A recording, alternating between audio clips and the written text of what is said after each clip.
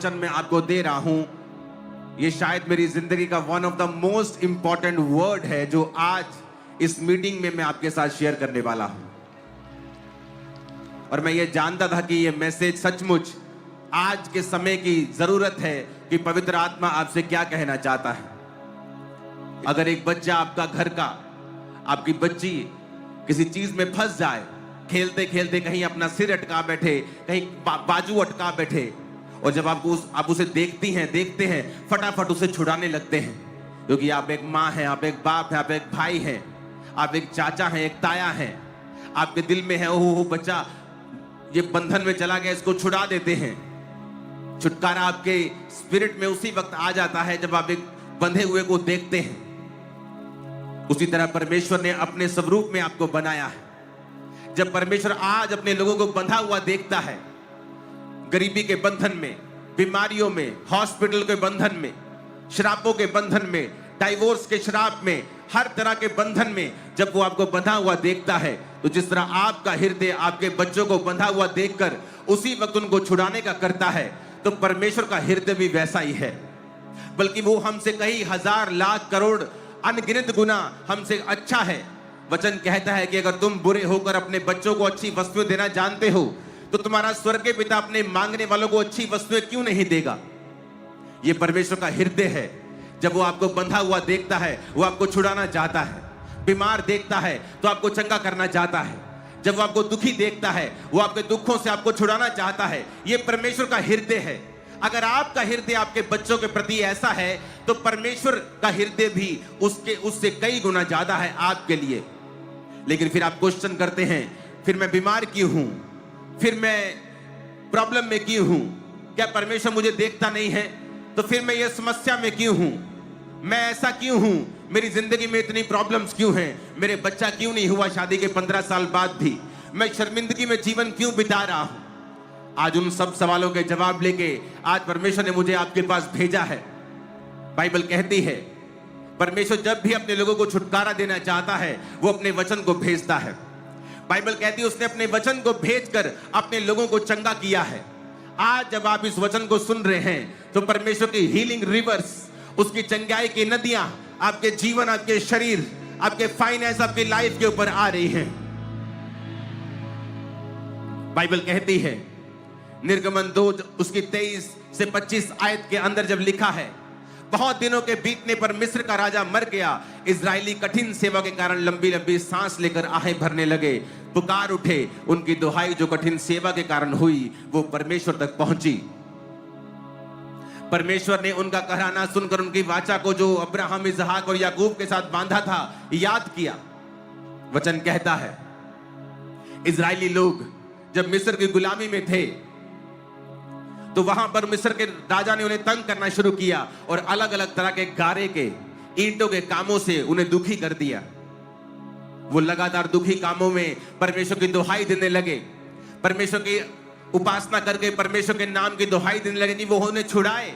और वचन कहता है परमेश्वर ने अपने दास मूसा को कहा, मेरे लोग कराह रहे हैं, मेरे लोग दुखी हैं, वो राजा के कारण दुखी हैं। अब मैं तुझको उन लोगों के पास भेजता हूं कि तू उनको उन राजा से छुड़ाकर उन्हें कनान देश में लेके जाए, यबूसी परिज्जी लोगों के देश में लेके जाए, जहां दूध और शहद की नदियां बहती हैं। परमेश्वर का हृदय भी एक बाप की तरह अपने लोगों को छुड़ाना चाहता था।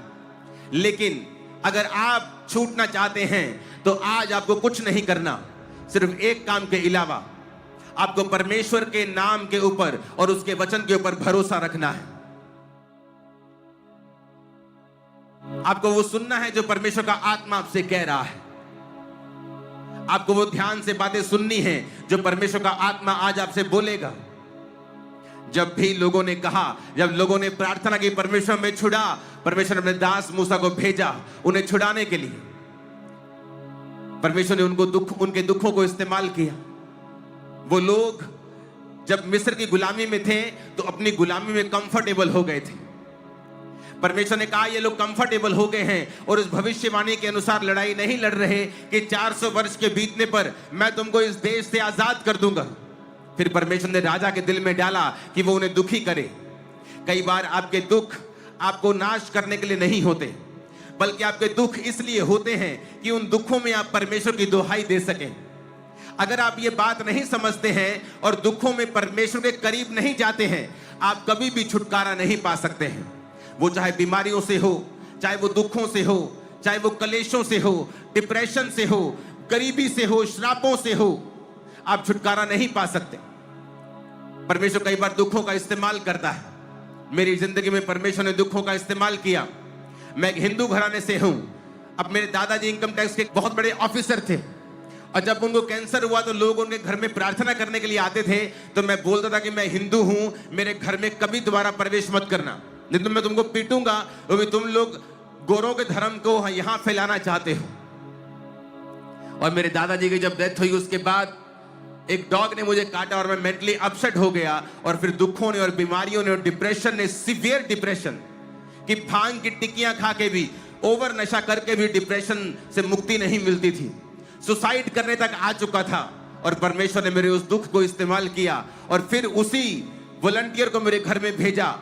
उस सिस्टर ने कहा जाओ उस घर में प्रचार करो। वॉलंटियर ने कहा नहीं, मैं वहां नहीं जाऊंगी, वो पास्टर को बहुत बुरा बुरा बोलता है, मैं उस घर में नहीं जाऊंगी। उसने कहा नहीं, परमेश्वर का आत्मा कह रहा है जा वहां प्रीच कर, क्योंकि परमेश्वर की कोई योजना है उस घर में।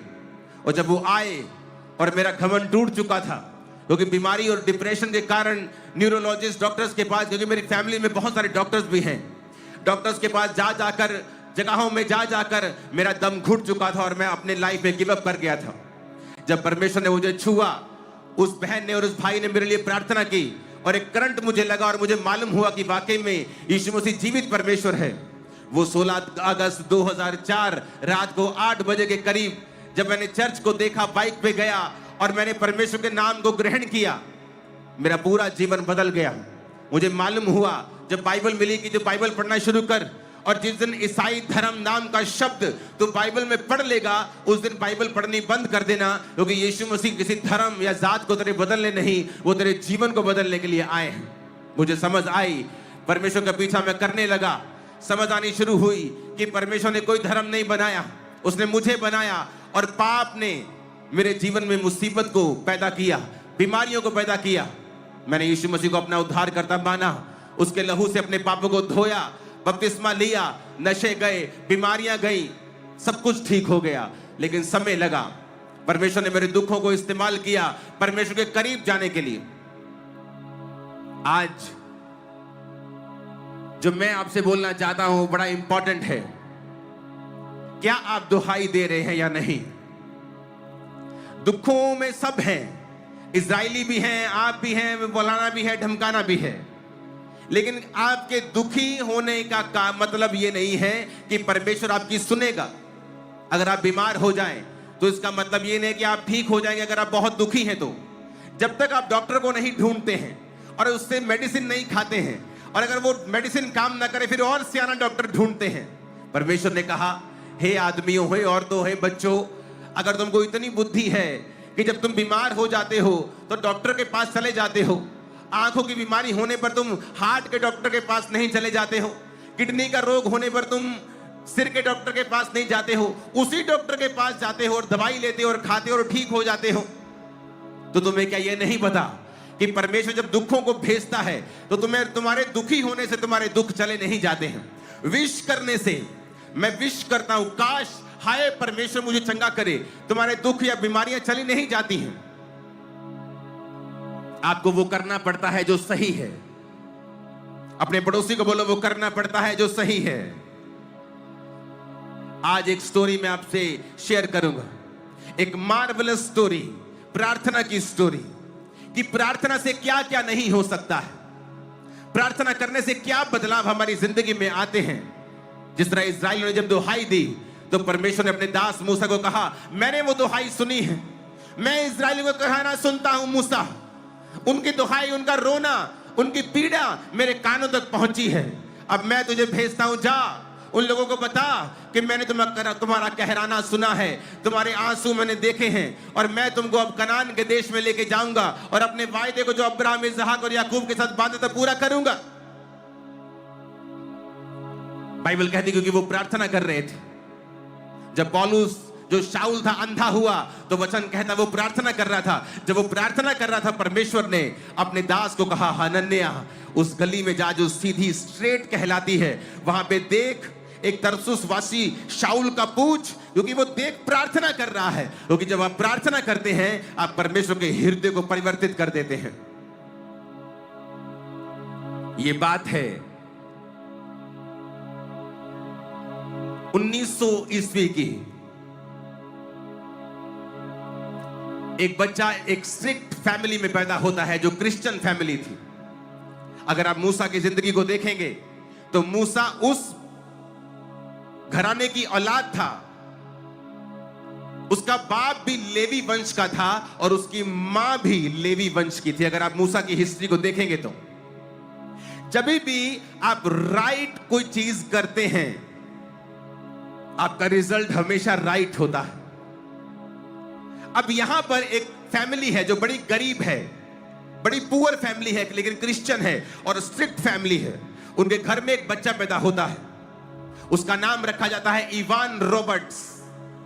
जब वो बच्चा पैदा होता है तो उसको सिखाया जाता है। जब वो 10 साल तक उसको strict disciplined life, quite life उसको सिखाई जाती है। और उसके घर में रूल होता है कि रात को तू प्रार्थना करेगा और बाइबल वर्स को याद करके तू सोएगा। जब तक तू बाइबल वर्स को याद नहीं करेगा, हम तेरे को तू सोएगा नहीं। तो उस घर में जो एक पुअर फैमिली है, मजदूरी करते थे वो, और मजदूरी भी कहां, कोल माइंस में। ये इंग्लैंड के साथ देश है वेल्स, जो यूनाइटेड किंगडम का हिस्सा है। और इस तरह मजदूरी वो करते थे। आपकी स्क्रीन पे वो आ रहा होगा। और ये मजदूर जो होते थे, ये कोल की खदानों में, कोयले की खदानों में होते थे। इनके घर में बच्चा पैदा होता है, उसका नाम इवान रॉबर्ट्स रखते हैं और उसको सिखाते हैं कि बेटा डिसिप्लिन्ड लाइफ जीनी है, प्रार्थना वाली जिंदगी जीनी है। और रोज बाइबल वर्स को वो याद करता था। जब वो 11 साल का था, उसके पिता का बहुत बड़ा एक्सीडेंट होता है, उनको टांग पर चोट लग जाती है कोल माइन के अंदर। तो उस बच्चे को अपनी फैमिली की हेल्प करने के लिए सारे कुछ छोड़कर काम पे लगना पड़ता है। जब वो 11 साल का था, जब वो 11 साल का था, वो काम पे चला जाता है और डोर बॉय बन जाता है। जो दरवाजे पे छोटू, आप बोलते ना छोटू वो चाय ले आ, ए छोटू ये कपड़ा दे आ, ए छोटू कपड़ा मार गाड़ी पे, वो वाला छोटू बन जाता है। और उसके बाद वो अपनी फैमिली की हेल्प करने लगता है। जब वो 13 साल का था और उसे स्पिरिचुअल चीजों में इंटरेस्ट होने लगा, क्योंकि वचन कहता है कि जब तू अपने बच्चों को छोटे होते ही मेरी लाइन पे चलाएगा, जब वो बड़े हो जाएंगे तो उससे पीछे नहीं हटेंगे। जब वो 13 साल का था, उसे परमेश्वर की आत्मा में इंटरेस्ट आने लगा और वो जब चर्च गया तो एक दिन पास्टर ने कहा, हर संडे चर्च आया करो। क्या पता जिस दिन तुम नहीं आए, उस दिन पवित्र आत्मा ने अगर चर्च विजिट किया हो, तो उस दिन पवित्र आत्मा उतर आया और तुम चर्च में ना हुए तो क्या होगा। ये बात उसके दिल को छू गई। जब ये बात उसके दिल को छुई तो उसने कहा, मैं हर संडे चर्च आऊंगा। कोल माइन से काम करके थका हारा वो चर्च में जाता था, चाहे वो जितना भी एग्जॉस्टेड होता था, शरीर में थका हुआ होता था, लेकिन वो चर्च में जाता था। जब वो 20 साल का हुआ, जिस कोल माइन में वो काम करता था, वहां पे एक बड़ा एक्सप्लोजन हुआ, एक बड़ा धमाका हुआ और उसकी जिंदगी बड़ी मिरेकलसली बच गई। इस चीज ने उसे बड़ा छुआ कि देखो मैं मर सकता था यहाँ पे आसानी के साथ, लेकिन परमेश्वर ने मुझे बचाया क्योंकि मैं प्रभु के साथ जुड़ा हुआ हूं। उसका विश्वास परमेश्वर में और बढ़ता गया। 24 साल की उम्र में उसको इच्छा हुई कि मैं परमेश्वर के कामों को करूंगा और उसने जॉब को छोड़ के लोहार का काम करने लगा अपने अंकल के साथ। जब वो 25 साल का हुआ, उसके अंदर परमेश्वर के विजन आने लगे कि तू वेल्स कंट्री, जिसकी पॉपुलेशन उस समय कोई 20 लाख के करीब थी, और उसे दर्शन आने लगे कि 1 लाख लोग उसके सामने लिखा हुआ नंबर आता था कि तू इतने लोगों को वहां पे बचाएगा। लेकिन वो जब माइन को काम को छोड़कर लोहार का काम करता था और प्रार्थना में बढ़ रहा था, तो उसको लगातार फिर दर्शन आने लगे। 26 साल की उम्र में वो बाइबल कॉलेज चला गया और परमेश्वर ने बाइबल कॉलेज में उससे बात की कि जा और अपने एरिया के यूथ के लोगों को इकट्ठा कर। वो आया वापस और यूथ के लोगों को इकट्ठा करके वो प्रार्थना करने लगा और सिर्फ 16 लोग उसके पास आए। 16 यूथ उसके पास आया, क्योंकि ये इवान रॉबर्ट्स प्रार्थना वाला व्यक्ति था। जब ये 13 साल का था, परमेश्वर ने इसको बोझ दिया कि तू रोज प्रार्थना करेगा। और ये रोज रात को 1 बजे प्रार्थना शुरू करता था, सुबह के 5 बजे तक, और रोज 4 घंटे ये रोज प्रेयर करता था, 4 घंटे। और 13 साल लगातार इसने प्रार्थना की। और एक ही दर्शन, परमेश्वर तू रिवाइवल को लेके आ, लोग तेरे नाम को समझे, लोग तेरे नाम को जाने। और लगातार 13 साल 4 घंटे रात को ये रोज रोज रोज प्रार्थना करता था। 26 साल की उम्र में परमेश्वर ने इसको बुलाहट दी, जा और अब प्रचार शुरू कर और अपने एरिया के लोगों को बचा और यूथ में जाके मेरा प्रचार कर। पहली मीटिंग में 16 यूथ आता है और ये यूथ को प्रचार करने लगता है। एक कोल माइन में काम करने वाला, एक खदान का मजदूर बात करने लगता है परमेश्वर की आत्मा के द्वारा लोगों से। और ये उसके पास कोई बहुत फैंसी सरमन्स नहीं थे, उसके पास कोई बहुत बाइबल की बड़ी डीप थ्योरी उसके पास नहीं थी। सिर्फ वो पवित्र आत्मा का भेजा हुआ जन था। और दूसरा, वो एक प्रार्थना करने वाला व्यक्ति था। रातों रात घुटनों पर रहकर वो एक प्रार्थना करने वाला व्यक्ति था, क्योंकि उसकी माता पिता ने उसकी जो परवरिश की थी वो बड़ी स्ट्रिक्ट क्रिश्चियन फैमिली थी, जो संडे को चर्च जाना भूलते नहीं थे, चाहे वो कितने भी गरीब थे। कोल माइन में काम करते करते उसके पिता को इंजरी हो गई, उसका बेटा काम पे लगाना पड़ा जब वो 11 साल का था, लेकिन चर्च जाना फिर भी वो भूलते नहीं थे। परमेश्वर के साथ जुड़े हुए व्यक्ति और प्रार्थना करने वाले व्यक्ति। उसके बाद जब वो आया लोगों के सामने, उसने कहा, मैं तुम्हें फैंसी सरमन देने के लिए नहीं आया हूं, बस 4 बातें मैं तुमसे कहना चाहता हूं। पहला, अपने पापों को मान लो। जितने भी पाप तुम्हारी जिंदगी में हैं, उनका अंगीकार करके तुम परमेश्वर के साथ जुड़ जाओ, ताकि परमेश्वर के सामने से तुम्हारे लिए विश्रांति से भरे हुए और शांति से भरे हुए दिन आए। कहता दूसरा, हर उस हैबिट को छोड़ दो जो डाउटफुल है, जो तुम्हें लगता है कि परमेश्वर की आज्ञा से तुम्हें दूर कर रही है। चाहे वो शराब का पीना हो, चाहे वो व्यभिचार हो, चाहे वो गलत संगति हो, चाहे बॉयफ्रेंड गर्लफ्रेंड के चक्कर हो, उन सब कामों को कहता छोड़ दो। कहता तीसरा, कहता उसी वक्त पवित्र आत्मा की बात को सुनो जब वो तुमसे बात करता है, उसी वक्त उसको डिले नहीं करना। अगर तुम खाना खा रहे हो और अपने दोस्तों से बात कर रहे हो और पवित्र आत्मा तुमसे कहे, बेटा जाकर प्रार्थना कर, तो उसी समय चले जाना है, परवाह नहीं करनी तेरे दोस्त क्या कहेंगे। अगर तेरे घर में चाहे कोई तेरे रिश्तेदार की शादी हो संडे के दिन, लेकिन पवित्र आत्मा तो कहे नो, तुझे सिर्फ संडे चर्च अटेंड करना है। कहता पवित्र आत्मा की बात को उसी वक्त सुनना है।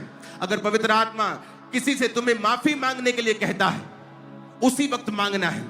कुछ कन्फेस करने को कहता है, उसी वक्त करना है। पवित्र आत्मा की गाइडेंस के अनुसार के बड़े बड़े जो रिपोर्टर्स थे वो पास्टर्स के संग जाने लगे मीटिंग्स में, और मीटिंग की सारी जानकारी वो लिखते थे। आज इस जगह पे मीटिंग हुई और इतने लोगों ने क्राइस्ट को अपना जीवन दिया, और परमेश्वर ने अजीब काम करने शुरू कर दिए। बेदारी पूरे एरिया में हिट कर गई। यूथ परमेश्वर का काम करने लगा, वो वर्शिप करने लगे। वर्शिप में रोते थे, चिल्लाते थे, परमेश्वर की स्तुति करते थे, आराधना करते थे। कोई उनको मैड मैन बोलता था, कोई पागल आदमी बोलता था, कोई बोलता था ये दिमाग इनका खराब हो गया है। लेकिन उस एरिया में इतना काम हुआ कि उस एरिया के सारे बार्स, सारे पब बैंकरप्ट हो गए, क्योंकि वो सारे लोगों ने शराब पीना बंद कर दिया और पब्स में जाना बंद कर दिया। उन पब्स ने, जिन न्यूज़पेपर्स की मैं बात कर रहा हूं, वो क्रिश्चियन न्यूज़पेपर्स नहीं थे, वो वहां के सेकुलर न्यूज़पेपर थे। इसका मतलब वो सब धर्मों को मानने वाला न्यूज़पेपर था। इसका मतलब ये नहीं कि वो क्रिश्चियन न्यूज़ दे रहा है तो शायद वो क्रिश्चियन होगा, एक्साइटेड हो गया होगा कि मेरे धर्म का काम हो रहा है, लेकिन ऐसा नहीं था। वो एक सेकुलर न्यूज़पेपर था और वो लगातार छाप रहा था कि रिवाइवल हिट कर चुका है वेल्स को। वेल्श रिवाइवल 1904 और 5, 1904 और 5 का वेल्श रिवाइवल वो लिखा हुआ न्यूज़पेपर के ऊपर आता था। आज इतने लोगों ने तौबा की, आज इतने लोगों ने क्राइस्ट को अपना जीवन दिया। शराब पीनी बंद कर दी लोगों ने। पब्स ने रिटन डॉक्यूमेंट लिखा, पब्स और बार के मालिकों ने अपने लेटर हेड्स के ऊपर लिखा और कंप्लेंट की कि जब से इस व्यक्ति ने इस शहर में प्रचार करना शुरू किया है, हमारे पब्स बंद हो गए हैं, हम बैंकरप्ट हो गए हैं, क्योंकि जो लोग शराब पीने के लिए हमारे पास आते थे वो सारे चर्च जाने लगे हैं। एक बड़ा रिवाइवल वहां पे आया, एक सामर्थी रिवाइवल जो पहले कभी उस हिस्ट्री में नहीं देखा गया था, वो आया। क्यों? क्योंकि एक व्यक्ति ने फैसला किया कि मैं वहां पे प्रार्थना करूंगा। उस व्यक्ति ने फैसला किया कि मैं प्रेयर करूंगा अपने देश के लिए, अपनी स्टेट के लिए मैं प्रार्थना करूंगा।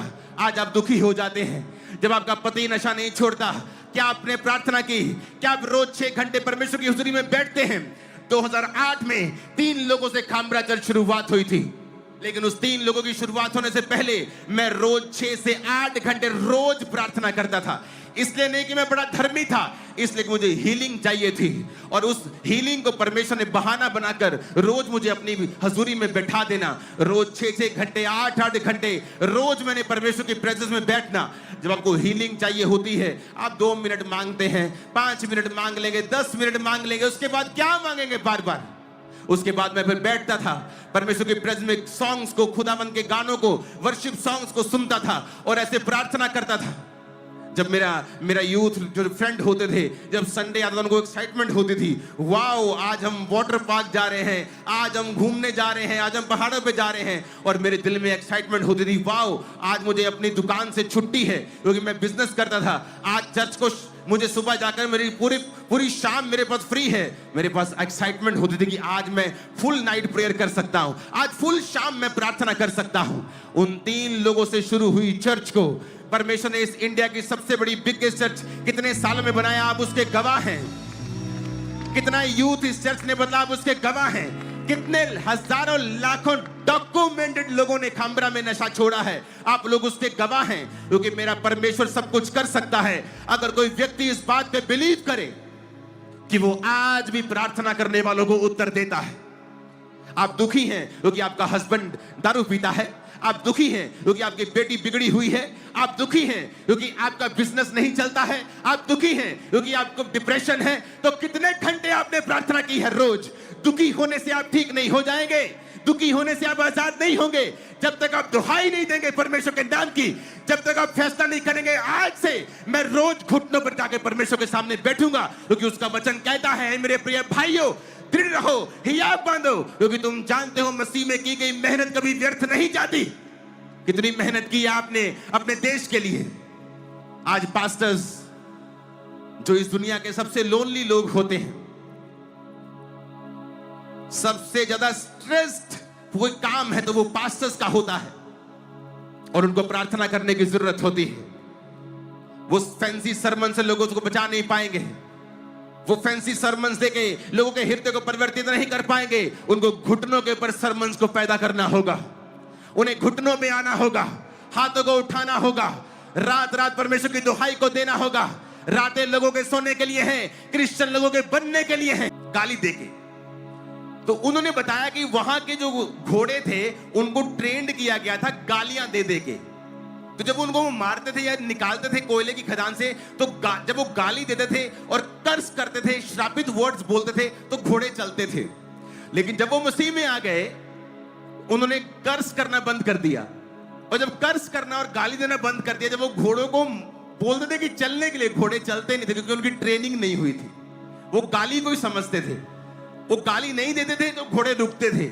उनको टाइम लगा घोड़ों को दोबारा ट्रेंड करने के लिए कि वो बिना गाली के चले, और तब तक कोयले की प्रोडक्शन उस देश में बहुत लो हो गई थी। इमेजिन करो, एक व्यक्ति जब वो 13 साल का था, वो व्यक्ति जो चर्च जाता था, वो व्यक्ति जो चर्च को छोड़ता नहीं था, कोयले की मान से थका हुआ भी चर्च जाता था, कोयले की मान से थका हुआ भी कंप्लेंट नहीं करता, प्रभु को इस गरीब घर में पैदा कर दिया।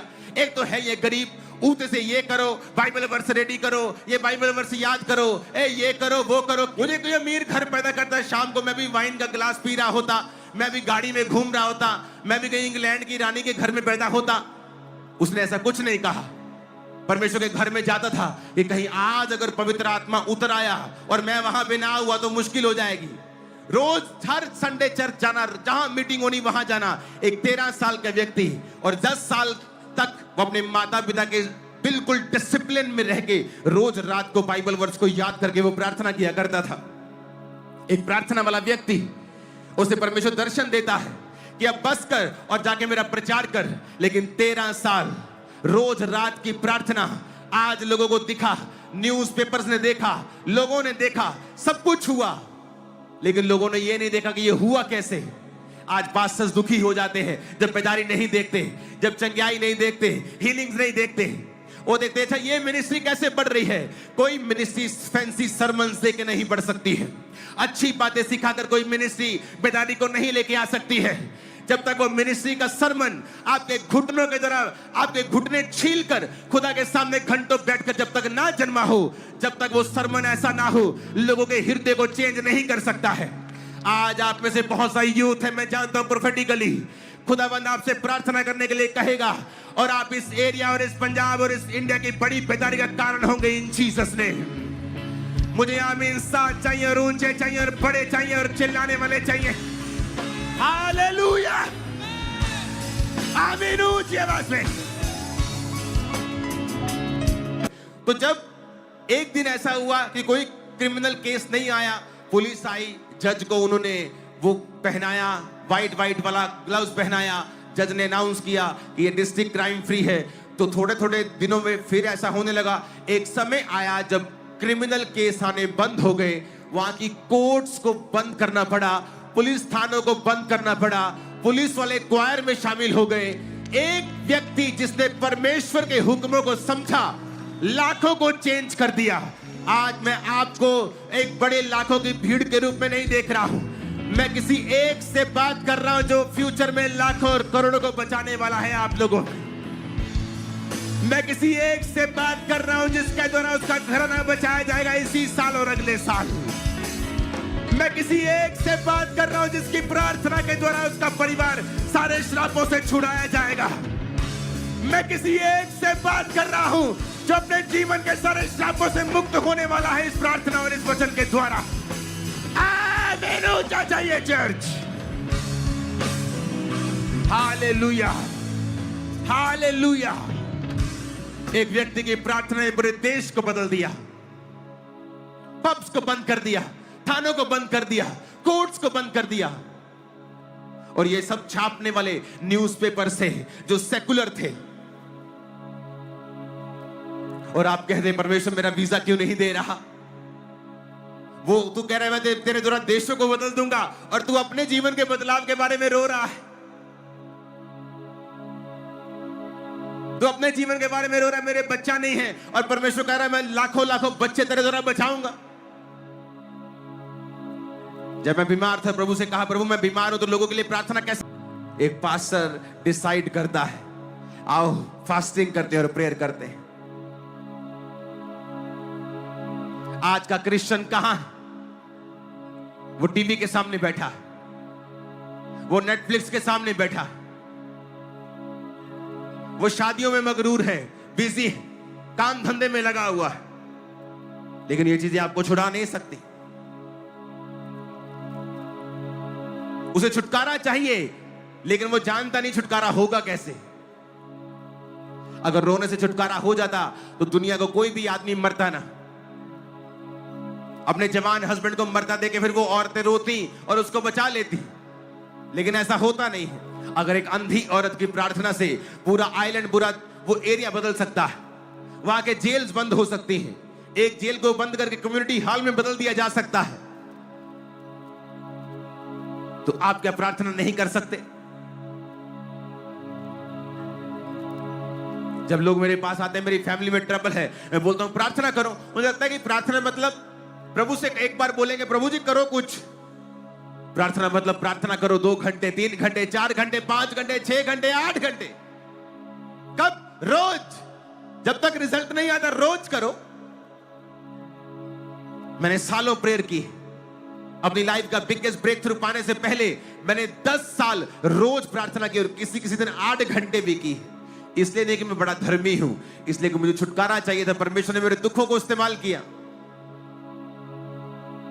मेंटली अपसेट के अटैक्स में बाइबल पढ़ना जरूरी होता था, क्योंकि दुष्ट आत्मा मुझे छोड़ के चला जाता था जब बाइबल पढ़ता था। इसी कारण से नया नियम 5-6 दिन में, 4 दिन में पूरा पढ़ लेता था। आज मुझे बाइबल याद है, बाइबल के वचनों की नॉलेज है। इसलिए नहीं कि मैं धर्मी था और बाइबल को खोज रहा था, इसलिए कि मैं दुखी था और परमेश्वर ने मुझे इस दुख में सिखाया बाइबल पढ़ना। लेकिन आज जब बाइबल में पढ़ता हूं, मैं दुखी हूं इसलिए नहीं पढ़ता हूं, वो मुझे आदत डाल दी परमेश्वर ने बाइबल पढ़ने की। प्रार्थना इसलिए नहीं करता, मुझे छुटकारा चाहिए, मैं छुटकारा पा चुका हूं, लेकिन आज मुझे आदत है घंटों प्रार्थना करने की। और यही बेदारी का कारण है। मेरी बेदारी का कारण कोई इंतजाम नहीं है, लेकिन खुदा की प्रेजेंस जब आपके साथ होती है, जब आप प्रार्थना करने वाले व्यक्ति होते हैं, आप समझते हैं कि आपको प्रेयर के लिए कॉल किया गया है। बाइबल में परमेश्वर ने कहा मेरा घर प्रार्थना का घर कहलाएगा। चर्चिस को प्रार्थना का घर परमेश्वर ने बोला गया है, लेकिन आज वो क्या बन चुके हैं? वे विचार कराने की औरत के साथ तब शादी करता है जब वो मोस्ट डिप्रेस्ड टाइम था, इजरायली हिस्ट्री का द मोस्ट डिप्रेस्ड टाइम, जब राजा उनको बिल्कुल दुखी कर रहा था, तब मूसा पैदा होता है। आप अच्छा करें तब, जब सब कुछ अच्छा चल रहा है, वो तो सब कर सकते हैं, लेकिन जब आपकी लाइफ का डिप्रेस टाइम है, क्या तब भी आप राइट थिंग करने के लिए तैयार हैं? जब आपकी लाइफ में मुसीबतें हैं और तब भी आप सही चीज करने के लिए तैयार हैं, तो याद रखना आपके छुटकारे की शुरुआत हो चुकी है।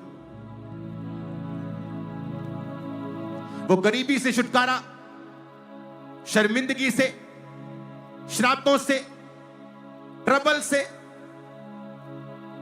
डैनियल की लाइफ में बड़ा बंधन कि उसको पकड़ के लेके जाते हैं, अब तू हमारे राजा के अधीन रह के उसके दरबार में आया करेगा। इतने डिप्रेस टाइम में भी कहता मैं वही खाऊंगा जो बाइबल कहती है, जो बाइबल नहीं कहती मैं वो नहीं खाऊंगा, चाहे मुझे मरना पड़े।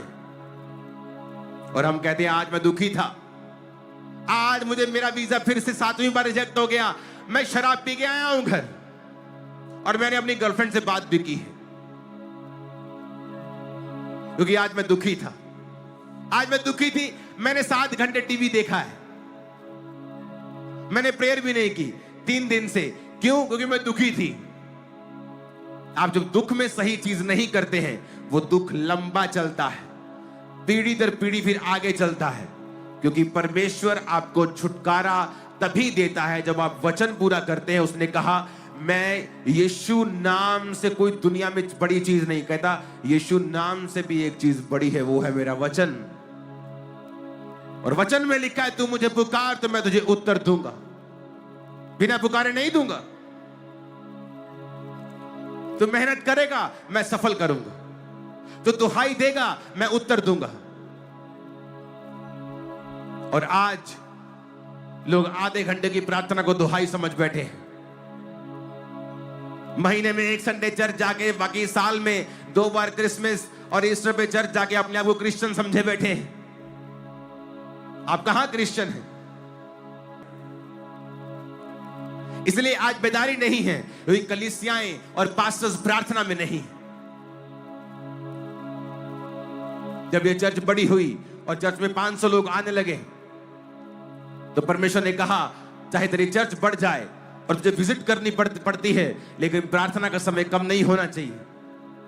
मैंने अपने लोगों को समझाया कि देखो पहले तुम मेरे पास 100 लोग थे, मैं सबके घर में महीने में 1 बार आ जाता था, अब मेरे पास 500 लोग हैं। अगर आप सब बोलोगे मैं 1-1 बार आपके महीने में घर आऊं, तो मैं प्रार्थना नहीं कर पाऊंगा। अगर मैं ही प्रार्थना नहीं कर पाऊंगा तो आपके जीवन में क्या काम करेगा परमेश्वर? मैं आपको तो खुश कर लूंगा, लेकिन परमेश्वर को प्रसन्न नहीं कर पाऊंगा, उसकी मर्जी पूरी नहीं कर पाऊंगा। और शायद हो सकता हम इन्हीं 500 लोगों में रह जाएं और बड़ी बेदारी फिर ना आए। लोगों ने मेरी बात को समझा और कहा पास्टर जी आप प्रार्थना करें, हम आपके लिए प्रेयर करेंगे, हमें जरूरत नहीं है। प्रार्थना की, मेरी प्रार्थना का समय कम नहीं हुआ, बेदारी आई। वो बेदारी आज दुनिया ने देखी है। आज हम वर्ल्ड के लिए एक एग्जांपल है कि 40 डिग्री हो या -1 हो या बारिश हो, ये कैसी चर्च जो लाखों में बैठी रहती है बिना रुके थके, बारिश आंधी तूफान कोई मतलब नहीं। जो कलीसिया घुटनों से जन्मेगी, प्रार्थना से जन्मेगी, वचन से जन्मेगी, और वो वचन जो आपने परमेश्वर की हुजूरी में लिया है, जो आपने प्रीच करने के लिए नहीं पढ़ा, जो आपने रियल में खुदा की आत्मा से लिया है, वो लोगों के हृदय को परिवर्तित करता है। जाओ और यूथ ग्रुप्स बनाओ, वे विचार के लिए नहीं, लड़के लड़कों के साथ, लड़कियों लड़कियों के साथ, और करो प्रार्थना रातों रात। चर्चिस नाइट प्रेयर्स को रखें अपनी चर्चिस के अंदर, फास्टिंग प्रार्थना को रखें 10-10 दिन, 7-7 दिन। करें प्रार्थना परमेश्वर के सामने, रखें अपना जीवन पवित्र परमेश्वर के सामने, फिर देखें क्या नहीं होता है। 8 साल के अंदर 2008 से लेके 2014 तक 6 साल के अंदर मैंने 8 जगहें बदली हैं चर्च की, क्योंकि जिस जगह को मैं लेता था वो लोगों से भर जाती थी। फिर मैं बड़ी जगह, डबल जगह लेता था, बोलता अब मैं यहां पे सुखी रहूंगा। 1 साल में वो भरती थी। उससे डबल जगह, अब यहां ठीक रहेगा, 1 साल में भरती थी। 6 साल के अंदर मैंने 8 जगहें चेंज की हैं। जिस जगह फिर मैं आया वहां पे 50-100 एकड़ जगह मौजूद थी। मुझे मालूम था अगर मैं 5 एकड़ में भरूंगा मुझे अगली जगह जाने की जरूरत नहीं, परमेश्वर 10 एकड़ और दे देगा। और वहां पे वो 70-80 एकड़ में चर्च लगता है, जो 10 बाय 10 के कमरे से शुरू हुआ था। वो सब कर सकता है, उसके पास ताकत है, कुव्वत है, पर वो अपने वचन से बाहर नहीं जाता। वो कहता तू प्रार्थना कर, मैं तेरी सुन के बड़ी कठिन कठिन बातें तुझे समझाऊंगा जिन्हें तू अब नहीं समझता, अभी नहीं समझता। तू मुझे पुकार तो मैं तुझे उत्तर दूंगा। अपना मुकदमा मेरे सामने लड़ो, अपना प्रमाण मुझे दो, बाइबल कहती है। लेकिन हमने ऐसा नहीं किया, हम बस रोते रहे, पास्टर्स को तंग करते रहे कि पास्टर्स हमारे लिए प्रार्थना करें।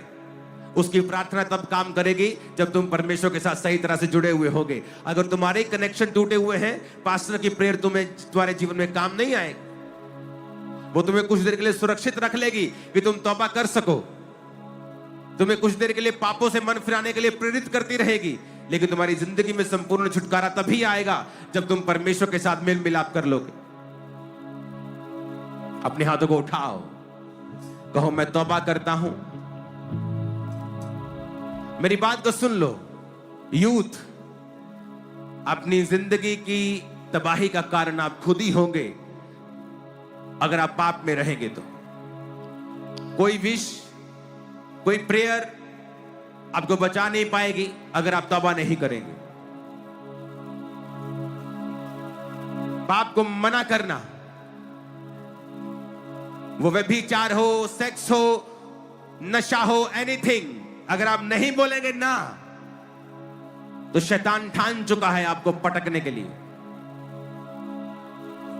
अपने हाथों को उठा लो, पूरा चर्च, पूरा पठानकोट अपने हाथों को उठा के कहो परमेश्वर हम तौबा करते हैं। और अपने अपने गुनाहों को ऊंची आवाज में मानो कि पिता, इस गुनाह को हम नहीं करेंगे। अपने लहू से यीशु मसीह हमें धो और हमारे पापों से हमें आजाद कर। ऊंची आवाज में बोलेंगे।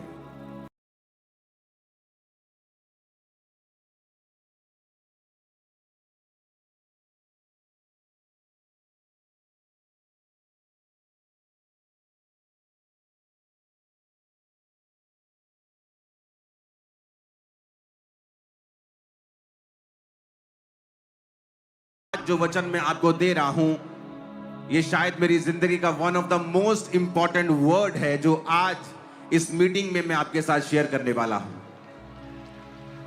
और मैं ये जानता था कि ये मैसेज सचमुच आज के समय की जरूरत है कि पवित्र आत्मा आपसे क्या कहना चाहता है। अगर एक बच्चा, आपका घर का, आपकी बच्ची किसी चीज में फंस जाए, खेलते खेलते कहीं अपना सिर अटका बैठे, कहीं बाजू अटका बैठे, और जब आप उसे देखते हैं फटाफट उसे छुड़ाने लगते हैं, क्योंकि आप एक माँ हैं, आप एक बाप हैं, आप एक भाई हैं, आप एक चाचा हैं, एक ताया हैं। आपके दिल में है ओह बच्चा ये बंधन में चला गया, इसको छुड़ा देते हैं। छुटकारा आपके स्पिरिट में उसी वक्त आ जाता है जब आप एक बंधे हुए को देखते हैं। उसी तरह परमेश्वर ने अपने स्वरूप में आपको बनाया है। जब परमेश्वर आज अपने लोगों को बंधा हुआ देखता है, गरीबी के बंधन में, बीमारियों में, हॉस्पिटल के बंधन में, श्रापों के बंधन में, डाइवोर्स के श्राप में, हर तरह के बंधन में जब वो आपको बंधा हुआ देखता है, तो जिस तरह आपका हृदय आपके बच्चों को बंधा हुआ देखकर उसी वक्त उनको छुड़ाने का करता है, तो परमेश्वर का हृदय भी वैसा ही है। बल्कि वो हमसे कई हजार लाख करोड़ अनगिनत गुना हमसे अच्छा है। वचन कहता है कि अगर तुम बुरे होकर अपने बच्चों को अच्छी वस्तुएं देना जानते हो, तो तुम्हारा स्वर्गीय पिता अपने मांगने वालों को अच्छी वस्तुएं क्यों नहीं देगा। ये परमेश्वर का हृदय है। जब वो आपको बंधा हुआ देखता है, वो आपको छुड़ाना चाहता है। बीमार देखता है तो आपको चंगा करना चाहता है। जब वो आपको दुखी देखता है, वो आपके दुखों से आपको छुड़ाना चाहता है। ये परमेश्वर का हृदय है। अगर आपका हृदय आपके बच्चों के प्रति ऐसा है, तो परमेश्वर का हृदय भी उससे कई गुना ज्यादा है आपके लिए। लेकिन फिर आप क्वेश्चन करते हैं, फिर मैं बीमार क्यों हूं, फिर मैं प्रॉब्लम में क्यों हूं, क्या परमेश्वर मुझे देखता नहीं है, तो फिर मैं ये समस्या में क्यों हूं, मैं ऐसा क्यों हूं, मेरी जिंदगी में इतनी प्रॉब्लम्स क्यों हैं, मेरे बच्चा क्यों नहीं हुआ शादी के 15 साल बाद भी, मैं शर्मिंदगी में जीवन क्यों बिता रहा हूं। आज उन सब सवालों के जवाब लेके आज परमेश्वर ने मुझे आपके पास भेजा है। बाइबल कहती है परमेश्वर जब भी अपने लोगों को छुटकारा देना चाहता है, वो अपने वचन को भेजता है।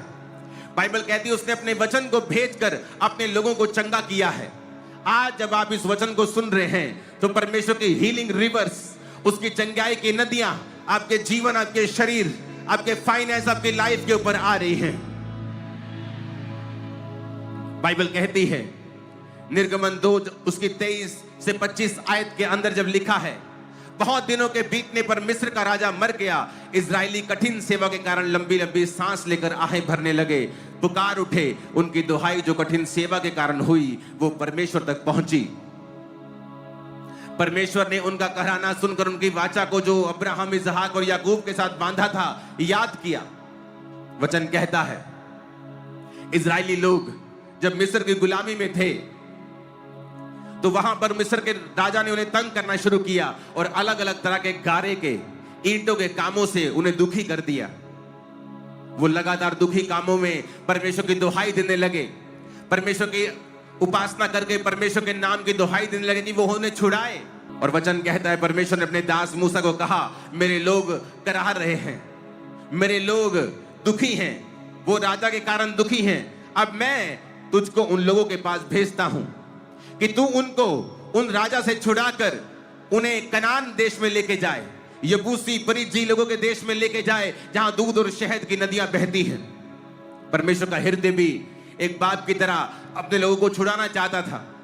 लेकिन अगर आप छूटना चाहते हैं, तो आज आपको कुछ नहीं करना, सिर्फ एक काम के अलावा आपको परमेश्वर के नाम के ऊपर और उसके वचन के ऊपर भरोसा रखना है। आपको वो सुनना है जो परमेश्वर का आत्मा आपसे कह रहा है। आपको वो ध्यान से बातें सुननी है जो परमेश्वर का आत्मा आज आपसे बोलेगा। जब भी लोगों ने कहा, जब लोगों ने प्रार्थना की परमेश्वर में छुड़ा, परमेश्वर ने अपने दास मूसा को भेजा उन्हें छुड़ाने के लिए। परमेश्वर ने उनके दुखों को इस्तेमाल किया। वो लोग जब मिस्र की गुलामी में थे, तो अपनी गुलामी में कंफर्टेबल हो गए थे। परमेश्वर ने कहा ये लोग कंफर्टेबल हो गए हैं और उस भविष्यवाणी के अनुसार लड़ाई नहीं लड़ रहे कि 400 वर्ष के बीतने पर मैं तुमको इस देश से आजाद कर दूंगा। फिर परमेश्वर ने राजा के दिल में डाला कि वो उन्हें दुखी करे। कई बार आपके दुख आपको नाश करने के लिए नहीं होते, बल्कि आपके दुख इसलिए होते हैं कि उन दुखों में आप परमेश्वर की दुहाई दे सकें। अगर आप ये बात नहीं समझते हैं और दुखों में परमेश्वर के करीब नहीं जाते हैं, आप कभी भी छुटकारा नहीं पा सकते हैं। वो चाहे बीमारियों से हो, चाहे वो दुखों से हो, चाहे वो कलेशों से हो, डिप्रेशन से हो, गरीबी से हो, श्रापों से हो, आप छुटकारा नहीं पा सकते। परमेश्वर कई बार दुखों का इस्तेमाल करता है। मेरी जिंदगी में परमेश्वर ने दुखों का इस्तेमाल किया। मैं एक हिंदू घराने से हूं। अब मेरे दादाजी इनकम टैक्स के बहुत बड़े ऑफिसर थे, और जब उनको कैंसर हुआ तो लोग उनके घर में प्रार्थना करने के लिए आते थे, तो मैं बोलता था कि मैं हिंदू हूं, मेरे घर में कभी दोबारा प्रवेश मत करना, नहीं तो मैं तुमको पीटूंगा, क्योंकि तुम लोग गोरों के धर्म को यहां फैलाना चाहते हो। और मेरे दादाजी की जब डेथ हुई, उसके बाद एक डॉग ने मुझे काटा और मैं मेंटली अपसेट हो गया। और फिर दुखों ने और बीमारियों ने और डिप्रेशन ने, सीवियर डिप्रेशन, कि भांग की टिक्कियां खा के भी, ओवर नशा करके भी डिप्रेशन से मुक्ति नहीं मिलती थी, सुसाइड करने तक आ चुका था। और परमेश्वर ने मेरे उस दुख को इस्तेमाल किया और फिर उसी वॉलंटियर को मेरे घर में भेजा। उस सिस्टर ने कहा जाओ उस घर में प्रचार करो। वॉलंटियर ने कहा नहीं, मैं वहां नहीं जाऊंगी, वो पास्टर को बहुत बुरा बुरा बोलता है, मैं उस घर में नहीं जाऊंगी। उसने कहा नहीं, परमेश्वर का आत्मा कह रहा है जा वहां प्रीच कर, क्योंकि परमेश्वर की कोई योजना है उस घर में। और जब वो आए और मेरा घमंड टूट चुका था, क्योंकि बीमारी और डिप्रेशन के कारण न्यूरोलॉजिस्ट डॉक्टर्स के पास, क्योंकि मेरी फैमिली में बहुत सारे डॉक्टर्स भी हैं, डॉक्टर्स के पास जा जाकर, जगहों में जा जाकर मेरा दम घुट चुका था और मैं अपने लाइफ में गिव अप कर गया था। जब परमेश्वर ने मुझे छुआ, उस बहन ने और उस भाई ने मेरे लिए प्रार्थना की और एक करंट मुझे लगा और मुझे मालूम हुआ कि वाकई में यीशु मसीह जीवित परमेश्वर है। वो 16 अगस्त 2004 रात को 8 बजे के करीब जब मैंने चर्च को देखा, बाइक पे गया और मैंने परमेश्वर के नाम को ग्रहण किया, मेरा पूरा जीवन बदल गया।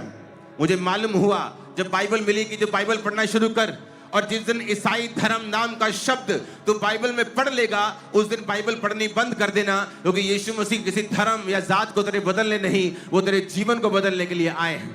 मुझे समझ आई, परमेश्वर का पीछा मैं करने लगा, समझ आनी शुरू हुई कि परमेश्वर ने कोई धर्म नहीं बनाया, उसने मुझे बनाया। और पाप ने मेरे जीवन में मुसीबत को पैदा किया, बीमारियों को पैदा किया।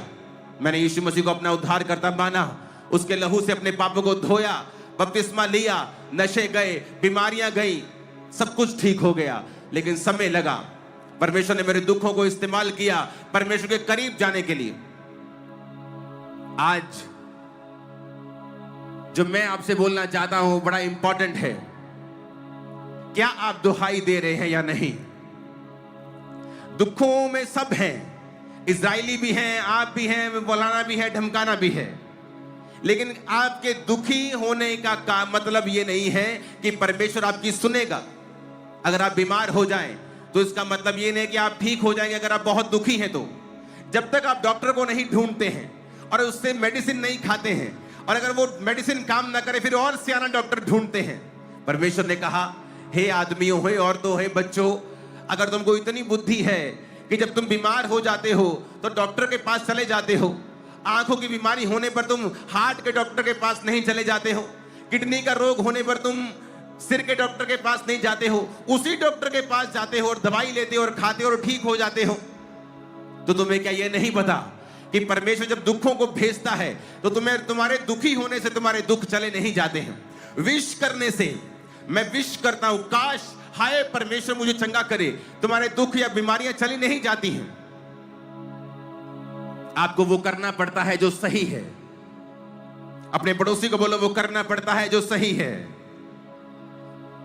आज एक स्टोरी मैं आपसे शेयर करूंगा, एक मार्वलस स्टोरी, प्रार्थना की स्टोरी, कि प्रार्थना से क्या क्या नहीं हो सकता है, प्रार्थना करने से क्या बदलाव हमारी जिंदगी में आते हैं। जिस तरह इस्राएलियों ने जब दुहाई दी तो परमेश्वर ने अपने दास मूसा को कहा, मैंने वो दुहाई सुनी है, मैं इस्राएलियों को कहना सुनता हूं मूसा, उनकी दुहाई, उनका रोना, उनकी पीड़ा मेरे कानों तक पहुंची है। अब मैं तुझे भेजता हूं, जा उन लोगों को बता कि मैंने तुम्हारा कहराना सुना है, तुम्हारे आंसू मैंने देखे हैं, और मैं तुमको अब कनान के देश में लेके जाऊंगा और अपने वायदे को जो अब्राहम, इसहाक और याकूब के साथ बांधा था पूरा करूंगा। बाइबल कहती क्योंकि वो प्रार्थना कर रहे थे। जब पौलुस जो शाऊल था अंधा हुआ तो वचन कहता वो प्रार्थना कर रहा था। जब वो प्रार्थना कर रहा था परमेश्वर ने अपने दास को कहा, हनन्याह उस गली में जा जो सीधी स्ट्रेट कहलाती है, वहां पे देख एक तरसुस वासी शाऊल का पूछ, क्योंकि वो देख प्रार्थना कर रहा है। क्योंकि जब आप प्रार्थना करते हैं आप परमेश्वर के हृदय को परिवर्तित कर देते हैं। ये बात है 1900 ईस्वी की। एक बच्चा एक स्ट्रिक्ट फैमिली में पैदा होता है जो क्रिश्चियन फैमिली थी। अगर आप मूसा की जिंदगी को देखेंगे तो मूसा उस घराने की औलाद था,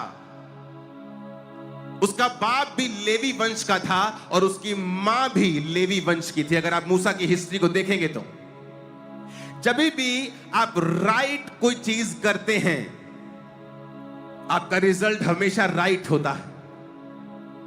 अब यहां पर एक फैमिली है जो बड़ी गरीब है, बड़ी पुअर फैमिली है, लेकिन क्रिश्चियन है और स्ट्रिक्ट फैमिली है। उनके घर में एक बच्चा पैदा होता है, उसका नाम रखा जाता है इवान रॉबर्ट्स। जब वो बच्चा पैदा होता है तो उसको सिखाया जाता है, जब वो 10 साल तक उसको strict disciplined life, quite life उसको सिखाई जाती है। और उसके घर में रूल होता है कि रात को तू प्रार्थना करेगा और बाइबल वर्स को याद करके तू सोएगा। जब तक तू बाइबल वर्स को याद नहीं करेगा हम तेरे को तू सोएगा नहीं। तो उस घर में जो एक पुअर फैमिली है, मजदूरी करते थे वो, और मजदूरी भी कहां, कोल माइंस में।